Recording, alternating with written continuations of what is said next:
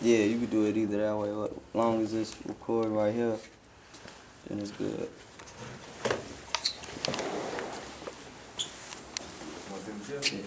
Huh? You want me to have to get them? Yeah, like you just go back and forth. Okay. Well, could you sit right here? Sitting in front. I wanted to ask that too about. Okay, we was talking about the civics and law, and I wanted to know if you could explain the difference between an artificial person and a natural person, or appropriate persona.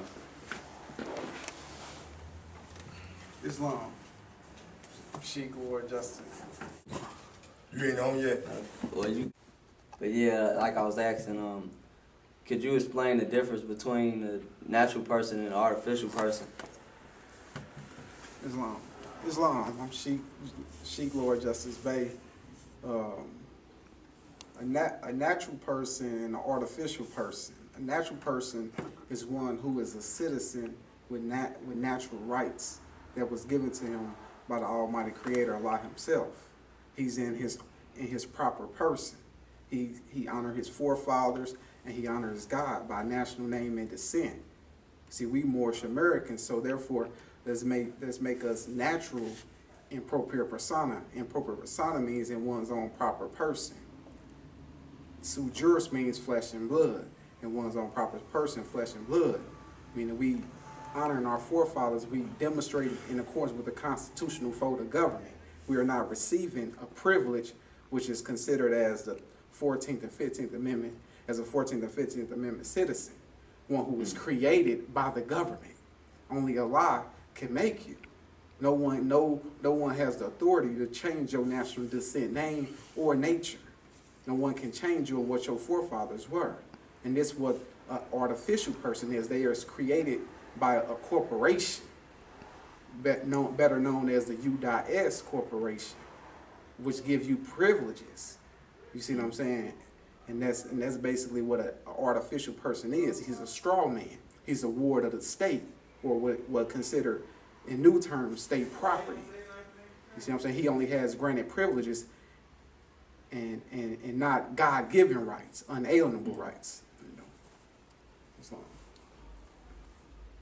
know. Man, oh, I'm sorry. Go ahead. Yeah. You told me about. A lot of times we as a people don't understand that we are artificial, especially the Negro, black, and color, because the very last name that they have belongs to their adversaries, those who inject them in bondage. So when a man marries a woman, the woman takes on the man's last name. So when you find a Negro, black, and color walking around with a European surname and also being called Negro, black, and color, it's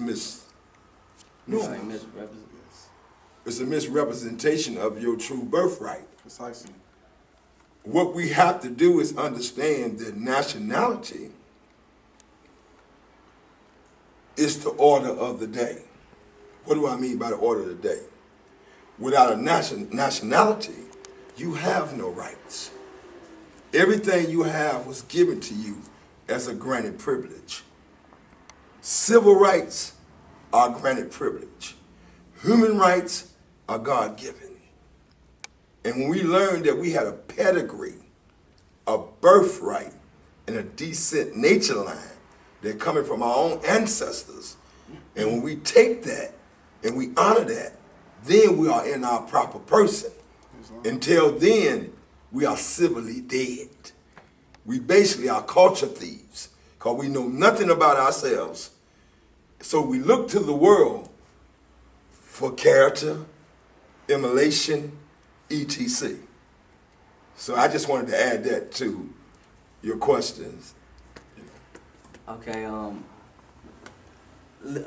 building off of that, as far as being, okay, to my understanding, you were born from your mother, they have her sign that birth certificate, and from that point they create this legal fiction and associate that with you throughout throughout the course of your life, what happens with that birth certificate? Because I was just looking at mine today, and I was looking for the Department of Commerce on it. I haven't seen that, but I know that. Well, I was told that it was some type of bond that's associated with that birth certificate, and it's people that's making money off of just that alone right now. Well, it's clear that they're not going to have anything from the Commerce Department on there, but they also have digits on their number. And for your own inquisitiveness, you would want to know, what does these numbers mean? Yes, sir. So I think once you define the numbers, you'll see where the Commerce Department is at. Okay. For people that's not familiar with Noble Drew Ali, can you explain who that is and the important role he plays in Moorish Americans? Prophet Noble Drew Ali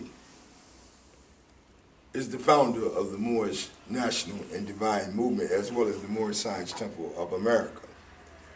He was born in 1886, Salem, North Carolina. Prophet Noble Drew Ali was a divine inspiration, celestial presence from Almighty God Allah, sent to the so-called Negro, black, and color. He came to teach us our nationality, our birthright, and our ancient divine creed. He came back to put us back into the constitutional fold of government. He came back to say and to instruct us to take our place in the affairs of men and nations. That we were the torch bearers of civilization, meaning that our ancestors were the first to carry light throughout the world. He came because we was in a subservient position. We knew nothing about ourselves. We strayed after gods and who we know nothing of. So Prophet Noble Drew Ali was God's blessing to a lost people here in North America.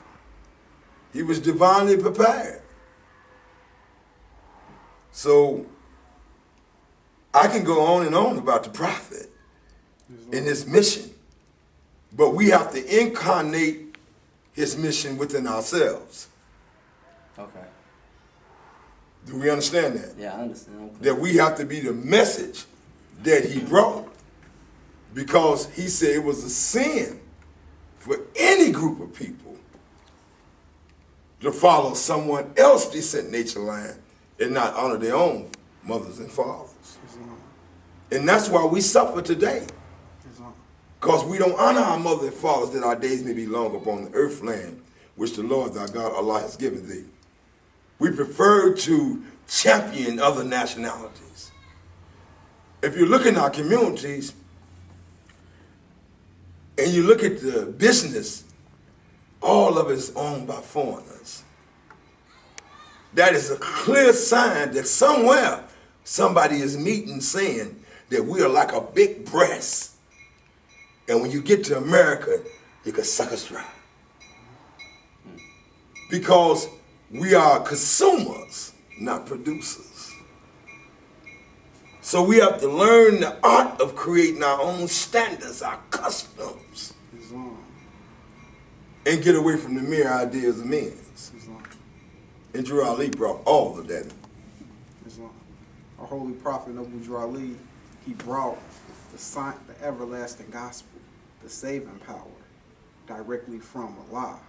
He brought us a divine constitution and bylaws, additional laws, so that we can act as better citizens. But when you once join the Moorish Science Temple of America, you therefore have race pride, because you love yourself, you love your people. Your ability and your aims and your goals is to uplift your people, to bring them back to the mind state of their ancient forefathers. Because see, once they failed, they gave up their birthrights, and that's where another nation renamed our people. They renamed us as saying Negro, black, color. You know, our names changed with the seasons. But the Prophet Noble Drew Ali, being ordained by the great God Allah, so loved us that he enlightened us on who we were. That we weren't Negroes or black colored folks or Ethiopians. Right. That we were Moorish Americans, meaning we are descendants of Moroccans and born in America. The ancient Moabites, ones who ruled Spain for over 800 years.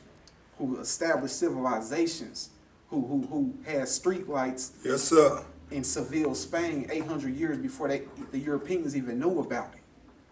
You know what I mean? The same Moors who taught the Europeans how to walk.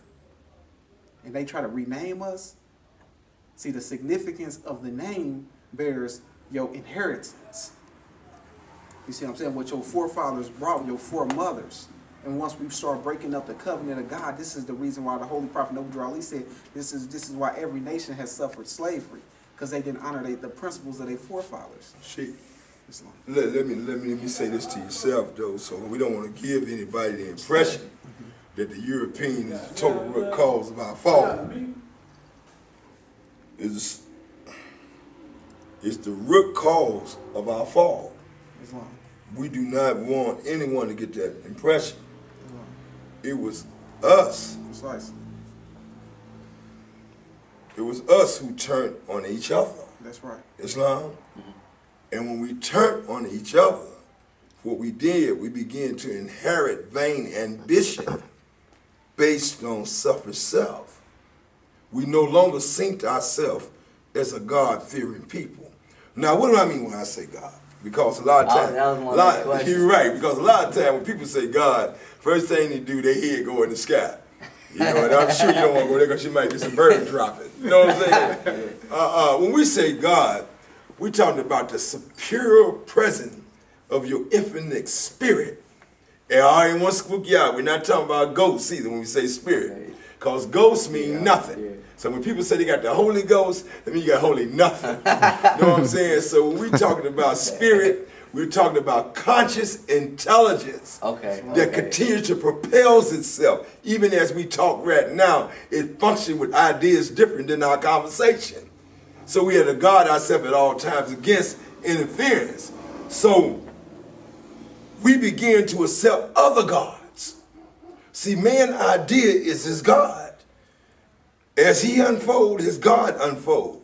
Man, God today is not God tomorrow. We all can bear witness to that. You know what I'm saying? Because we understand that his attributes work for us and through us. How can we say we represent the supreme being if we're not in the supreme standard? He made us propria persona secure. He made us titled to a vast estate. Behold, I have risen from the dead with gifts. I bring to you the title of your vast estate. What is the title of your vast estate? Upright, independent, and fearless, caring for your loved one. You can't care for nobody else until you first care for your loved one. Because remember, charity started at home before going abroad.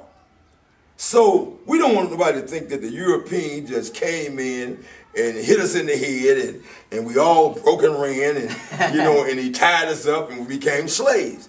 That's the greatest myth known to man. If that be the case, we punks in the start. We turned on each other as we're turning on each other today. If you look at society in North El Morocco, better known as America, if you look at society today, you would see that we're more supported of the European ideas than our own. I agree. Take, for instance, Brother Jesse Jackson. He has been saying, I am somebody. He's been saying this, God knows, ever since he been active as a civil right. But he never tell you who. And for a grown person of his intelligence and his ability to lead people, to tell you that you somebody and can't explain your pedigree, your descent nature line, or where you come from, making you believe that your history started with the Civil War or slavery is both mean and unjust. So we are turning on ourselves by accepting artificial thought, straw man ideas. So I just wanted to put that out there so one won't think that this is a European bashing opportunity, because we can save ourselves. I'm sorry, was you going to say something? I said precisely. Oh, well, you know what, like, I can camel back on that. Like I said, I've befriended many Europeans or people of non-Asiatic descent. And then also have been showing interest in some of their ideas, like what I was speaking with you on earlier about the saving the ecosystem, or just advancing technology where major corporations wouldn't profit or intervene with it. Still trying to think what my next question is. Well, I want to say this. I think one of the real things we have to do, we have to get out of this white thing. Precisely. The Europeans are not white. We are. It is not a skin complexion. It's a status. White means purity. Purity means God, and God means ruler of the land.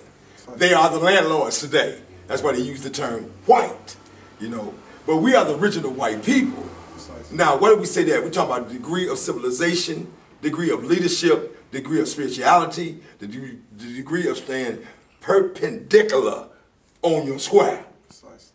We gave to them the knowledge and wisdom and understanding. We cannot point the finger of derision at anyone until we first point it at ourselves. Because the Europeans have shown us that whatever we say concerning their predated life, cavemen, that now they are considered as one of the more intellectual, intelligent people on the face of the earth. But only through mimicking somebody that's hidden. It's like a midget standing on a giant's shoulder. They created a system called Masonicism. We gave that to them because they became the custodian of our divine wisdom. Somebody had to keep it because we turned on each other. Now it's time for us to rise like a cedar on the mountain and get it back. You understand where I'm coming from? So we can't get into this blame demonstration.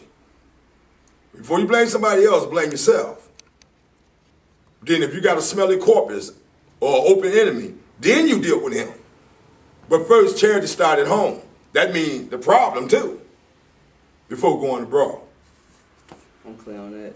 I got another question because I know a part of becoming conscious, it requires a lot of unlearning. There's a lot of things that I just knew my whole life, and in an instant, within the past 2 years, I had to unlearn a lot of that, including like my perception of what color is with a pedigree, nationality, and then also the terminology that we use. Just being a part of Moorish Science Temple of America, I picked up on different terminology, different vernacular that I was just never, I've always overlooked, and I was like, okay, what's the significance in that? Why is it more important to say a conveyance or a vessel than a motor vehicle, or why is it more important to address someone? Because in terms of the law, communication changed.